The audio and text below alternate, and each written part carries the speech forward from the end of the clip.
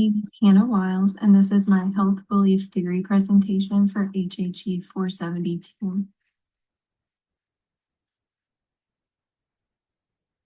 Objectives of this presentation are to discuss the diffusion of innovations theory, its concepts, and to examine the utilization of the theory in my selected peer-reviewed article. The diffusion of innovation theory was first discussed in 1903 by a French sociologist and was expanded upon by Everett Rogers, who began to build the diffusion of innovation theory in 1962. He did this while studying the advances in agriculture equipment and techniques. The theory requires a multi-level change process that usually takes place in diverse settings through different strategies. Additionally, it helps us to better understand how information spreads, as well as how and why people adopt new interventions. The four concepts of the diffusion of innovations theory can be remembered through this sentence. The innovation communicated through channels over time to members of a social system. Innovation is an idea, object, or practice that is thought to be new by an individual, organization, or community. Communication channels are the means of transmitting the new idea from one person to another. And time is how long it takes to adopt the innovation. Social systems are groups of individuals who together adopt the new innovation. Now we'll take a deeper dive into the concepts of this theory, starting with the characteristics of innovation. Relative advantage of an innovation shows its superiority over whatever it replaces. Compatibility is an appropriate fit with the intended audience.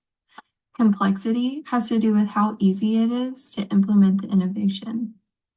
Trialability pertains to whether it can be tried on an experimental basis. Observability reflects whether the innovation will produce tangible results. Communication channels are the ability to get messages from one person or group to another. This may include things like mass media, such as TV, newspapers, or social media. There's also the interpersonal channels, which can be face-to-face conversations between individuals or groups of people, two or more.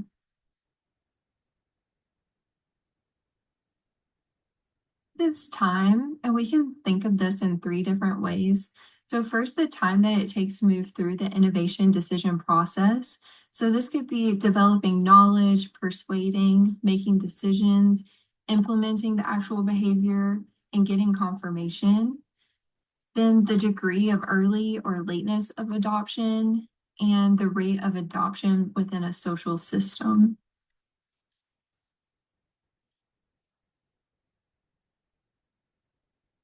Finally, the social system.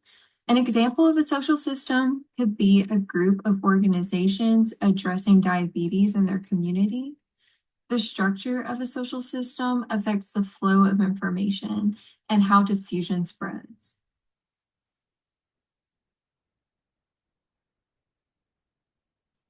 Rogers determined that there are 5 categories of adopter groups in the diffusion of innovation theory.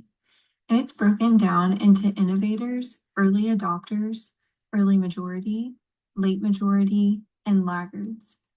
Rogers determined that there are 5 categories of adopters, and in order to promote a behavior change, one must appeal to the groups in specific ways. Rogers focused on communication channels to market to these particular groups or audiences. Innovators make up the smallest portion of the groups, and these people are the first to find out about the innovation, and they're the first to try it. They are often described as risk takers and as adventurous. Innovators introduce the behavior to society because they share their experience with the community. Next are the early adopters. They are also trendsetters and play a big role crossing the chasm that splits the innovators and early adopters from the majority. The early majority must be convinced that the behavior is beneficial prior to them adopting it. They will take their time to consider the behavior or intervention and wait until they are sure that it is reliable. The late majority are resistant to change, but they are persuaded through peer pressure. They are hesitant to try new things, and they often rely on others to try the product before they give in. Finally, the laggards. The laggards are even more resistant to change, and they are difficult to reach with marketing campaigns because they're not as involved in popular communication channels. The laggards may never adopt the behavior change. Now we'll discuss the 5-stage adoption process, starting with the knowledge or awareness stage. This is when the individual first discovers the innovation, but they don't fully understand the innovation or how to use it. Persuasion or interest stage is when the individual becomes really interested in the innovation and they want to learn more about it. The decision or evaluation stage is when the individual conceptualizes the innovation and its applicability to the individual's life, and then they decide whether or not to try it. The implementation or trial phase is when the individual is utilizing the innovation. And the confirmation or adoption stage is the final stage. And during this time, the individual decides if they'll continue to use the innovation.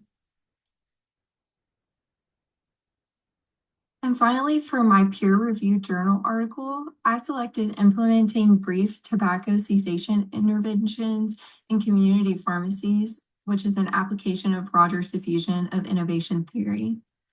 The purpose of this study was to assess the realistic implementations of smoking cessation efforts by pharmacists. Researchers observed data that determined pharmacists are effective in helping patients to quit smoking when they utilize the Ask, Advise, Refer method. An Ask, Advise, Refer method is when the pharmacist would ask the patient if they do smoke.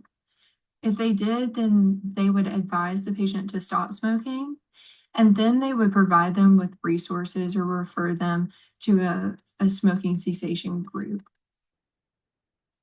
However, pharmacists reported barriers in the actual implementation of this method. The study utilized the diffusion of innovations theory to assess the perception of implementation facilitators and barriers, perceptions of intervention materials provided, and perceived efforts and confidence in implementing the Ask, Advise, Refer method at a 6-month follow-up. The innovation in this study is the Ask, Advise, Refer method. The study attempted to determine if using the innovation would be compatible with pharmacists' current practices, reliably advantageous, trialable and observable, and of minimal complexity in implementation.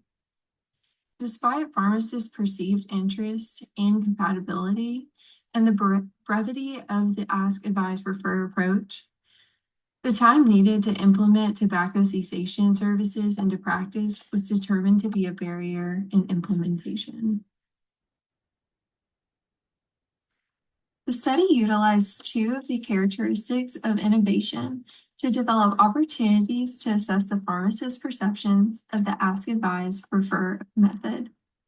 They identified compatibility of the Ask, Advise, Refer approach with the daily workflow in the pharmacies, as well as the advantage of the approach over other tobacco cessation counseling approaches. Further, they assessed the acceptability of the approach for implementing it into routine practice, the appropriateness of the approach for use in the pharmacies, and clarity of the 3 steps: Ask, Advise, Refer. The innovation was determined to be an easily implemented resource for smoking cessation. The method proved to be useful in this study, However, the need for further research to be conducted to better understand the contextual factors that affect effective implementation of pharmacy-based smoking cessation services.